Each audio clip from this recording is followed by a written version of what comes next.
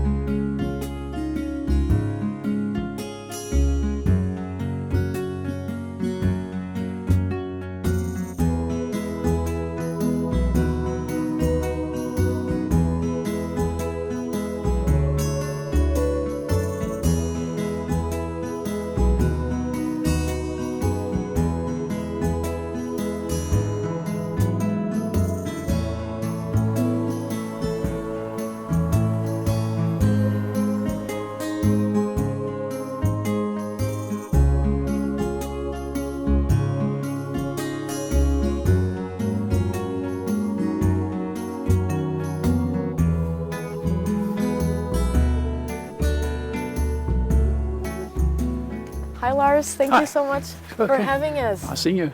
Yes, so what do you want to show us today? Well, I want to tell you a bit about Art Center Silkeborg Bad, or Kunstcentret Silkeborg Bad in Danish. Silkeborg Bad is today a modern art center where we show contemporary arts with Danish and foreign artists. But it has actually got a very exciting history, history that goes back to the 1800 years. It has happened a lot of different things here at this place. Cool, and you're going to show us everything? Yeah, I would like to do that. Yes, perfect. It actually, just to start this place, it started as a health spa resort back in 1883. Wow. And you might just ask, what is that, a health spa resort? Well, that was a place where people came if they suffered from what we today would call lifestyle diseases. Okay. At the end of the 1800 years, it became fashionable among rather wealthy Danes to go abroad on health stays if they had problems with lifestyle diseases. That could be, for instance, if you drunk too much, if you eat too much, become fat, if you work too hard and got stressed or have problems with your muscles, or because of your unhealthy lifestyle, you've got problems with your digestion, then you could go abroad and visit these health spa resorts. And at these places, that was well in France or in Germany or in Carlsbad, in what is the Czech Republic today. And these places, they were situated near wells or springs, because it was a general belief at that time that you could cure just about every disease by drinking a lot of water. But at one time, there was a local entrepreneur here in Silkeborg who thought, well, why do people have to go abroad? Why don't we build a health spa resort here in Silkeborg? That could attract a lot of tourists here to the place, and they would, of course, spend a lot of money in Silkeborg. Yeah. And we got the basic, the fundamental thing to do such a thing, because right down at the lake here, there's a spring that actually springs with 750,000 liters of crystal clear water every day. Wow! So it would be an obvious thing to do that. Yeah. So was this one of the first in Denmark? That was actually one of the first. Yeah. Okay. Oh, that's cool. And it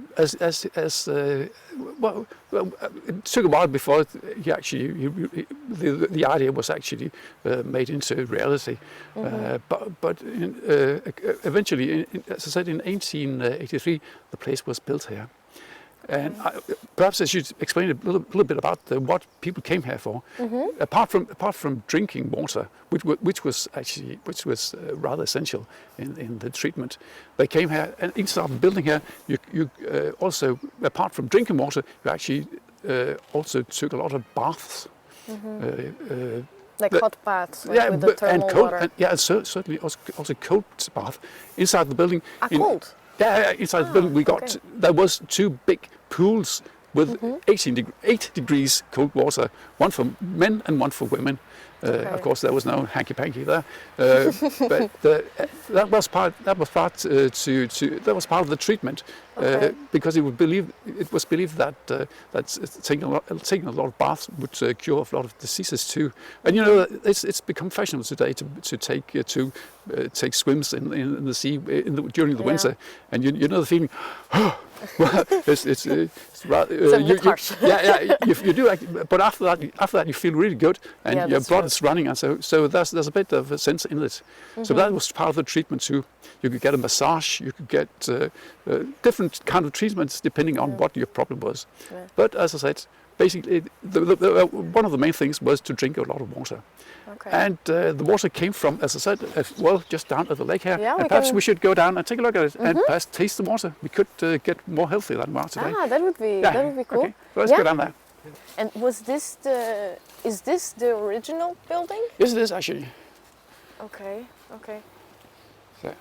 Was it renovated a lot during the years, or it's like kind of kept the shape? Well, let's say? This was renovated in 1908 when it was made into an art center. So that was yes, this was at that time. Okay. But basically, it's the original building you see today. And inside, was there, because it seems like it's a lot related to cold. Yes. Was there any like sauna or a place where you could? Yes, you do that too. That was also part of the treatment. Yeah. Okay. Yeah. Okay. Cool. And how many buildings are in here again? That's actually 5 different buildings. There's good purpose with that because going from one place to another, you get a lot of exercise. So that was, and of course, that was essential for the people who came here to get that. Yeah. And you can also go around and enjoy the park. And see all the beautiful plants and all the beautiful trees and flowers and so on, and you get a better psychic health from that. Everything is thought of. Yeah. And how big is the park? Do you have like any idea? I haven't got any measures about that, but it's rather large. Yeah. And it has such nice views. Yeah. It's really beautiful around here. Yeah. So that's the spring. That's the spring down here, yeah. That you mentioned. Yeah. Does the water go under any type of treatment, or is it straight from the spring? You can actually see it coming out of the forest there. Ah, that's cool. That's nice. Is this also a place for like winter bathing? Not right here, but we've got lakes around here in Silkeborg, and some of the lakes they actually do that. Oh, that is nice. Ooh. Okay. See, that's the spring where all the water comes from. And you should try and taste the water. Ah, it's so cold. Yeah. And can you taste? It tastes rather special, to say the least. It does. It contains a lot of iron. Yeah, it does. It's exactly that, but it's tasty. Yeah. Okay. It's nice. Yeah. Okay. Yeah. There's some people who say that it tastes of old bicycles. I don't know. I've never tasted a bicycle, but I get the general idea. Yeah, I think it's mostly because of the iron. It tastes kind of rusty, but it's nice. It kind of spices up the. That's right. Yeah. The thing. Yeah, that's cool. And that's cool. Because of this well, the place was built here. And that was the reason there. And every day people came down here to drink water, and I suppose at least they got an idea that they became more healthy. From this, so that's cool. all right. Yeah. So that was like kind of the first stage of the history. Yeah, that's right. Yeah, and the place was built. It was, as I said, it was built in 1883, and they had room for about 150 people here at the time, who came here and slept and stayed, of course, for a week and got treatment, and basically. Yeah, that's a lot of people, 150. Yeah, and everybody was accommodated in the building? Actually, it was in 3 different places here. Okay. Where they stayed and ate and were social with other people here. Okay. So why did this stop being a health center? Well, it existed for 100 years, up to 1983. But by then it wasn't fashionable anymore to go on health stays. people would rather go to Mallorca or somewhere More else. exotic Yeah, places. yeah. Right. So it existed 100 years. And it's a bit of a shame, really, because today we got what we call a wellness wave. It's become very fashionable to go on wellness days. So it was a bit like a wellness day, but unfortunately it doesn't exist as a wellness place or as a health spa anymore. Yeah. So, and then what happened? well, actually, after 1983, that was some years where people really didn't know what to use it for. It was used as a refugees camp for Bosnian refugees and several other things. But still, nobody really knew what to do with it until the local city council decided to buy the place and make it into the art center, which it is today. That was in 1998. Okay. Yeah, that was not so long ago. Yeah. No. Yeah, so it's pretty recent. Yeah. Okay. Cool. Okay. That's really cool. But the place, there's actually a rather exciting chapter in the history too that hasn't been mentioned, because during the Second World War, actually the German military high command stayed here, and I think we should go up and take a look up here, because there's traces from that still. Yes, that's so interesting.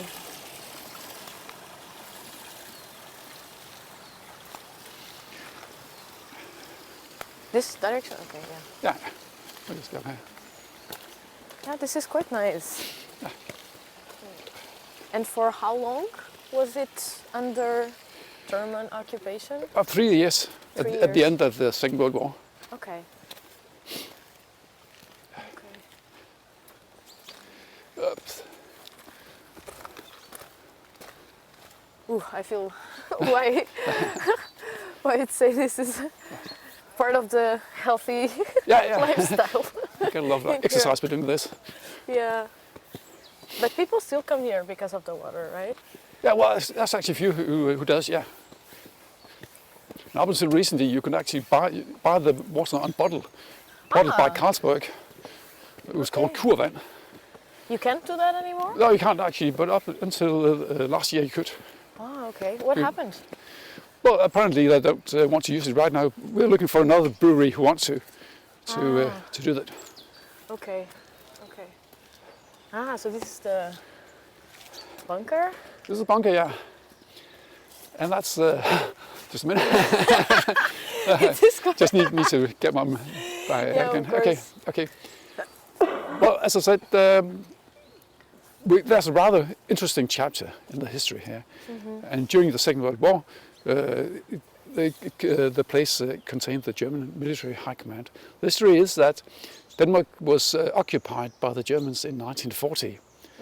And of course, in the beginning, the military high command was placed in Copenhagen, because that was the capital. That is the capital of Denmark.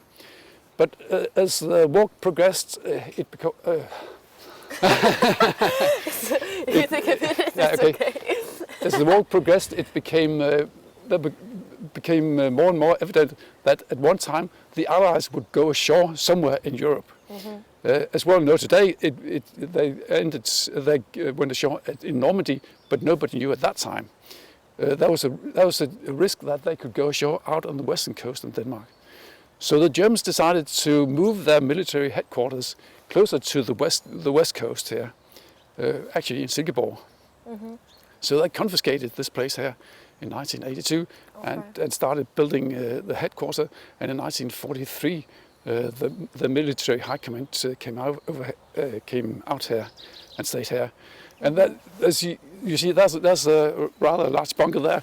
There's about 30 bunkers and military things placed around in the area here. 30 only in this area? Yeah.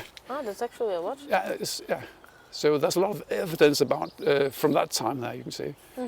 Yeah, that's cool. But you see, fortunately for Silkeborg, the Allies decided to invade France instead of Denmark, and I think that was probably very fortunate, because we know that the Allies actually had plans to bomb this place, and they would probably have done that if they went ashore out on the west coast. But fortunately, they decided to invade France instead. So the Silkeborg was spared, and we should probably be very glad. Yes, Yeah. for sure, for sure.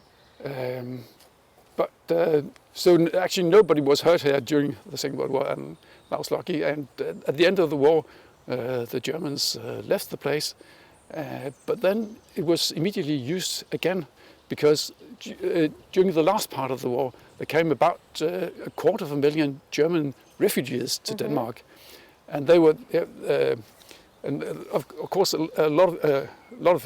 some of them came to Silkeborg here, where they were placed at schools and public buildings that was confiscated for the purpose.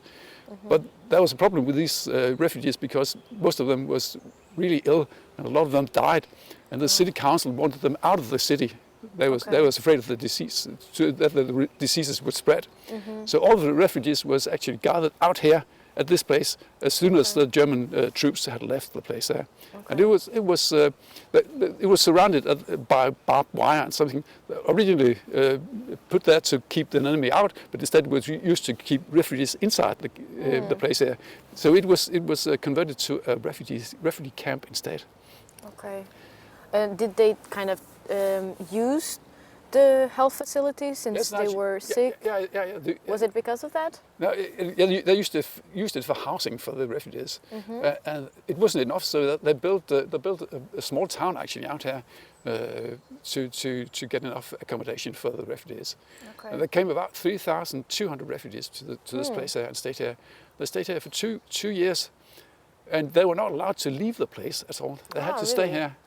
So, and of course that wasn't very funny for them, but it was, when you think of what they had been through, at least it was safe, and they were safe here. And if you have to live somewhere for 2 years, you choose a worse place than this. This is a nice place. Okay. But yeah, it's not so nice that they could not leave. No, not at all. But in 1947, some of the refugees went back to Germany, and the others were assembled in a big central camp down at the southern Jutland. So they left this place there. Okay. And then the renovation started, and it was a tremendous job, because first of all, there's been soldiers for 3 years, and then refugees for 2 years, and the place was completely ruined, more or less. So they spent about 4 years to renovate the place there, because it was before it was usable as a health spa resort again. But 1951 it opened again, and existed up until it closed definitely in '83.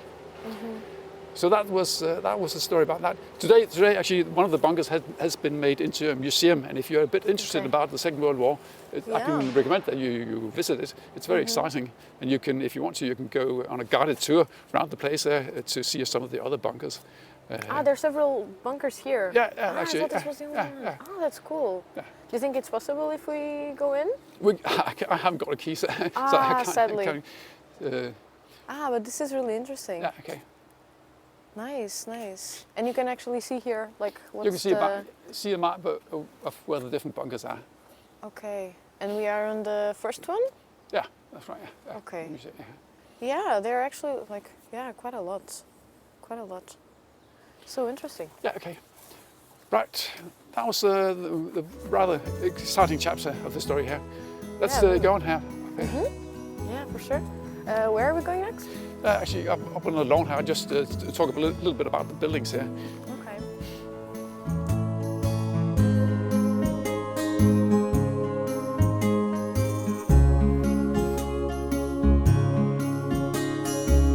Okay, that's nice. And what is this building? That was one of the buildings at the Health Spa Resort too. That was used for accommodation for the people who came here. Okay. And what is it used for now? It's used for meetings, and we actually rent it out to celebrations, birthdays, and so on. Is there any place here, like any building, where you can still? Where you can still sleep at? Yeah, actually, Like up there. accommodation? Yeah, okay. We actually rent out at the Art Center. We rent out some rooms for guests. Ah, okay, Make a okay. bit of money on that. Oh, that's nice. Okay. So we go here. But as you see, it's a big park here today with a lot of sculptures. Yeah, I'm really curious. Yeah. Oh, sorry. Oh. Let's go here.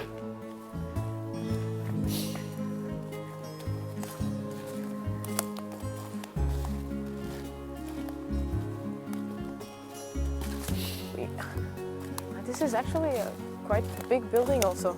Yeah, that's the main building here. Ah, I thought that was the one. Okay. That one is for the That one down art there. center. That one down there. That was where people came to get different kinds of treatment. Okay. This building is where they stayed and ate and were social with the other people here. Okay. Ah, it looks so old school. It looks super nice.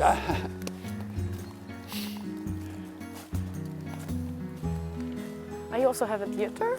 Yeah, that's a local amateur theatre. Yeah. That's cool. That's cool. So let's go over here and stand in the middle where we can see all the buildings actually. Yeah. So have a park.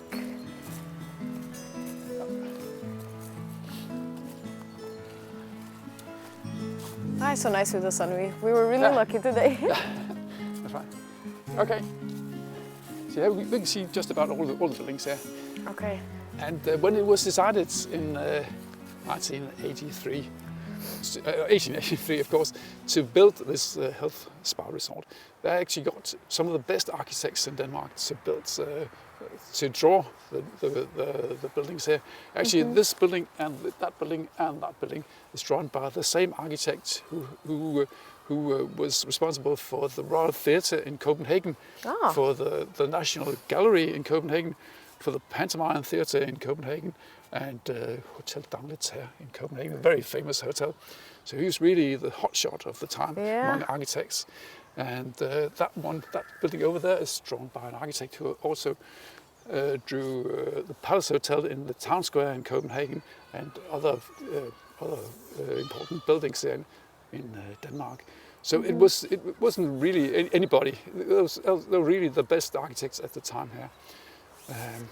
See, the health spa resort contains of 5 different buildings, and there's always some people who ask why on earth, why didn't they actually just make one big building? But there was an idea with that, because part of the treatment was to walk from one place to another, because it was part of the treatment to get a lot of exercise. That was one thing, but there's also when you walk around the park, you get a better mental health. You go around seeing all the flowers, all the trees, and all the sculptures. There was actually sculptures at that time too. So there was an idea with that too. So that's the reason why.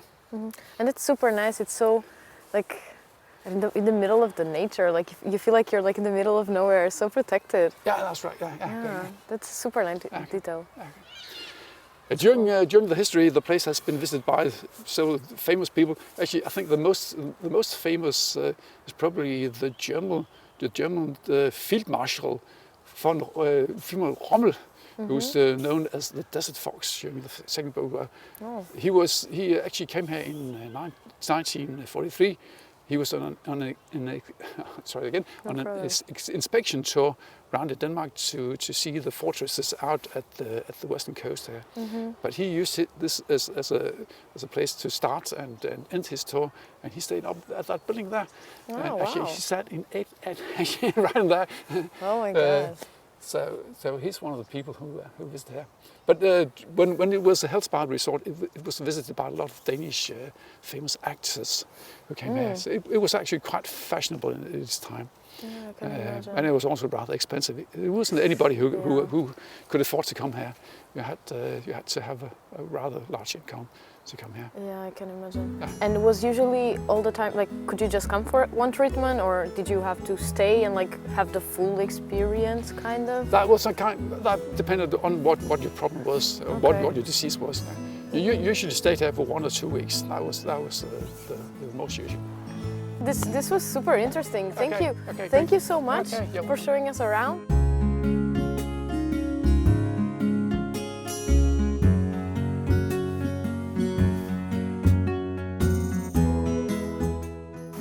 That was it for this program, but stay tuned for the next one. In the meantime, don't forget to check our Facebook page, BURT, for updates on our schedules and programs. See you soon.